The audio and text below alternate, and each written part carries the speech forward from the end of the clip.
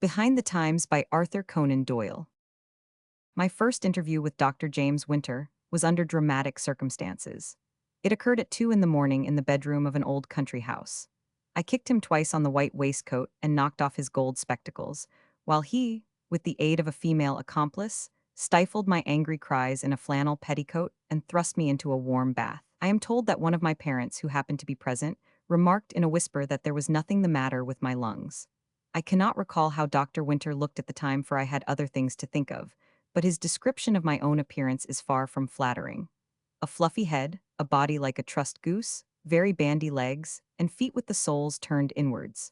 Those are the main items which he can remember. From this time onwards, the epochs of my life were the periodical assaults which Dr. Winter made upon me. He vaccinated me, he cut me for an abscess, he blistered me for mumps. It was a world of peace, and he the one dark cloud that threatened. But at last there came a time of real illness.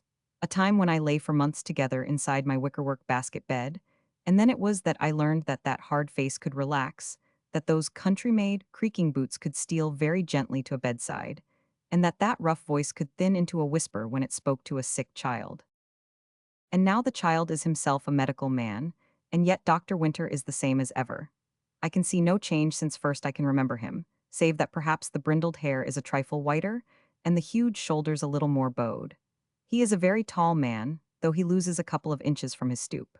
That big back of his has curved itself over sick beds until it is set in that shape. His face is of a walnut brown, and tells of long winter drives over bleak country roads with the wind and the rain in his teeth. It looks smooth at a little distance, but as you approach him, you see that it is shot with innumerable fine wrinkles like a last year's apple.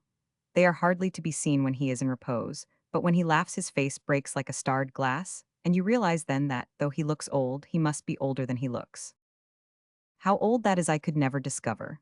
I have often tried to find out, and have struck his stream as high up as George the Fourth and even of the Regency, but without ever getting quite to the source.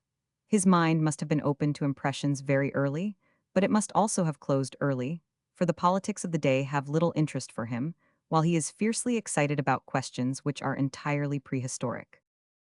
He shakes his head when he speaks of the first Reform Bill and expresses grave doubts as to its wisdom, and I have heard him, when he was warmed by a glass of wine, say bitter things about Robert Peel and his abandoning of the Corn Laws. The death of that statesman brought the history of England to a definite close, and Dr. Winter refers to everything which had happened since then as to an insignificant anticlimax. But it was only when I had myself become a medical man that I was able to appreciate how entirely he is a survival of a past generation. He had learned his medicine under that obsolete and forgotten system by which a youth was apprenticed to a surgeon, in the days when the study of anatomy was often approached through a violated grave. His views upon his own profession are even more reactionary than his politics. 50 years have brought him little and deprived him of less. Vaccination was well within the teaching of his youth, though I think he has a secret preference for inoculation. Bleeding he would practice freely, but for public opinion. Chloroform he regards as a dangerous innovation, and he always clicks with his tongue when it is mentioned. He has even been known to say vain things about Laennec, and to refer to the stethoscope as a newfangled French toy. He carries one in his hat out of deference to the expectations of his patients, but he is very hard of hearing, so that it makes little difference whether he uses it or not. He always reads, as a duty, his weekly medical paper, so that he has a general idea as to the advance of modern science. He persists in looking upon it, however, as a huge and rather ludicrous experiment. The germ theory of disease set him chuckling for a long time, and his favorite joke in the sick room was to say, "Shut the door, or the germs will be getting in." As to the Darwinian theory, it struck him as being the crowning joke of the century. The children in the nursery and the ancestors in the stable, he would cry and laugh the tears out of his eyes. He is so very much behind the day that occasionally, as things move round in their usual circle, he finds himself, to his own bewilderment, in the front of the fashion. Dietetic treatment, for example, had been much in vogue in his youth, and he has more practical knowledge of it than anyone whom I have met. Massage, too, was familiar to him when it was new to our generation. He had been trained also at a time when instruments were in a rudimentary state and when men learned to trust more to their own fingers. He has a model surgical hand, muscular in the palm, tapering in the fingers, with an eye at the end of each. I shall not easily forget how Dr. Patterson and I cut Sir John Sirwell, the county member, and were unable to find the stone. It was a horrible moment. Both our careers were at stake. And then it was that Dr. Winter, whom we had asked out of courtesy to be present, introduced into the wound a finger which seemed to our excited senses to be about 9 inches long, and hooked out the stone at the end of it. "It's always well to bring one in your waistcoat pocket," said he with a chuckle, "but I suppose you youngsters are above all that."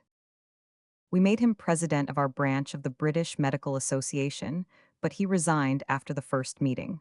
"The young men are too much for me," he said. "I don't understand what they are talking about." Yet his patients do very well. He has the healing touch, that magnetic thing which defies explanation or analysis, but which is a very evident fact nonetheless. His mere presence leaves the patient with more hopefulness and vitality. The sight of disease affects him as dust does a careful housewife.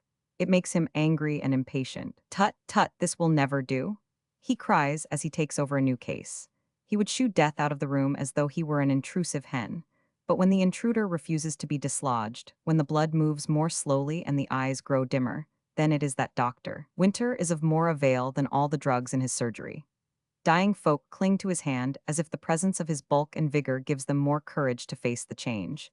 And that kindly, wind-beaten face has been the last earthly impression which many a sufferer has carried into the unknown.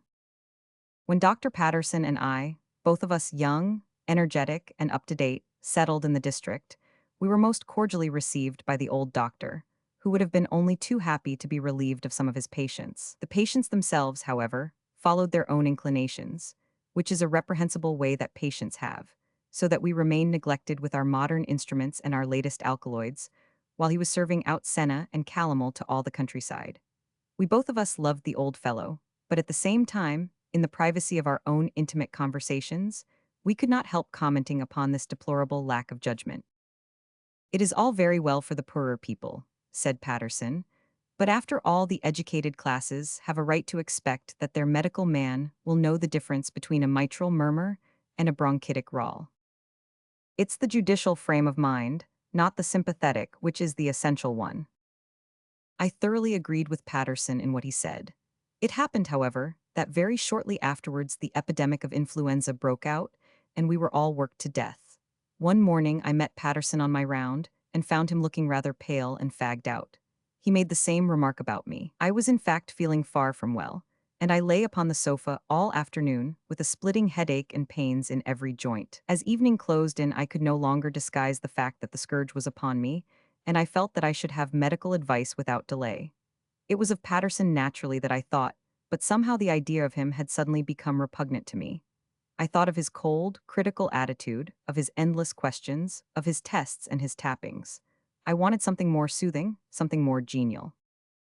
"Mrs. Hudson," said I to my housekeeper, "would you kindly run along to old Dr. Winter and tell him that I should be obliged to him if he would step round?" She was back with an answer presently. "Dr. Winter will come round in an hour or so, sir, but he has just been called in to attend Dr. Patterson."